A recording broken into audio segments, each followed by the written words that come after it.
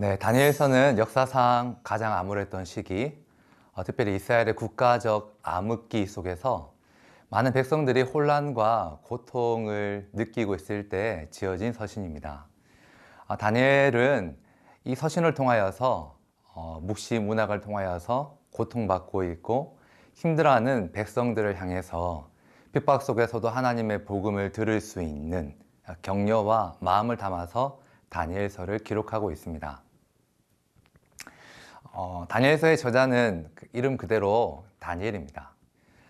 성경을 보면 그의 이름이 묘사되어 있지는 않지만 그는 3인칭 관점으로 이야기를 진행하면서도 본문 곳곳에서 그가 저자임을 암시할 수 있는 부분을 우리는 확인해 볼 수 있습니다. 그의 이름의 뜻은 하나님은 나의 재판관이시다라는 뜻인데요.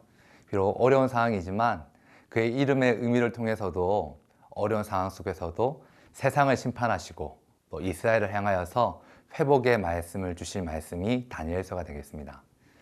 전체적인 배경으로는 포로 시대를 살아가고 있는 다니엘.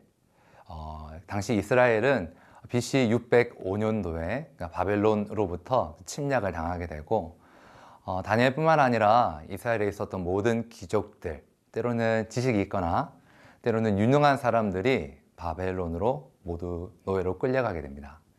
그리고 그곳에서 바벨론 궁정의 재교육을 통하여서 그곳에서 사람들은 힘든 시간들을 보내고 또 어려운 상황들을 보내고 있었던 상황이 되겠습니다. 다니엘서의 주제는 하나님의 주권입니다. 비록 어렵지만 이스라엘 백성들에게 소망이 사라지고 있지만 악이 모든 것을 통치하고 있는 것 같아도 세상을 주관하시는 분은 하나님이시다. 즉 이야기의 끝에서 승리를 거두시는 것은 하나님이시며 동일하게 하나님의 백성들도 하나님의 도우심을 통하여서 세상 왕국 속에서도 승리할 수 있다라는 것을 우리는 기억하면 되겠습니다. 다니엘서의 구조를 보면 전반부와 후반부로 나눠집니다. 전반부는 1에서 6장까지 다니엘과 세 친구의 이야기를 주로 다루는데요. 포로기의 어려운 상황 속에서도 신실한 삶을 살아가고 있는 다니엘과 친구들을 통하여서 하나님의 백성이 외국 땅과 나그네의 삶 속에서도 어떻게 살아야 하는지에 대한 모델을 제공하는 부분이 되겠습니다. 그리고 후반부 7에서 12장까지는 묵시적인 환상에 대한 내용이 나옵니다. 여기에는 하나님의 백성들이 현재 박해와 고난에도 불구하고 하나님이 모든 것을 주관하시기에 궁극적으로 승리할 것은 하나님이시다라는 것을 우리를 기억하게 합니다. 다니엘서를 보면서 핵심 내용을 몇 가지 구분해 봤었는데요. 첫 번째는 뜻을 정하는 다니엘입니다. 우리가 인생을 살아가다 보면 하나님의 뜻이 아니라 세상의 목적에 따라 흔들리기 십상인데요.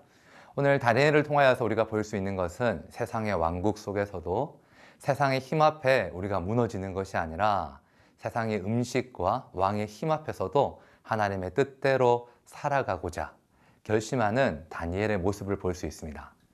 다니엘의 의식, 환경, 모든 것들이 타협할 수 있고 무너질 수 있지만 다니엘은 그 세상의 더러움을 피하고 하나님을 향하여서 마음을 지키고자 결심을 합니다. 두 번째는 지혜로움입니다. 환상과 꿈을 깨닫는 다니엘. 우리는 요셉을 통하여서도 하나님이 그에게 말씀하시고 그 꿈을 해석하게 하시는 부분을 이해할 수 있는데요.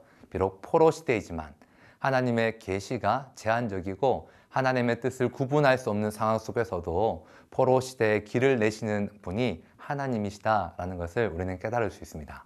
지혜의 근원이신 하나님, 모든 것들을 인도하시는 하나님, 바벨론의 왕궁 교육을 받지만 실제로 세상의 모든 것들을 주관하시는 하나님의 능력을 의지하는 다니엘의 모습을 통하여서 지혜는 오직 하나님께로부터 나온다라는 것을 우리는 깨닫게 됩니다.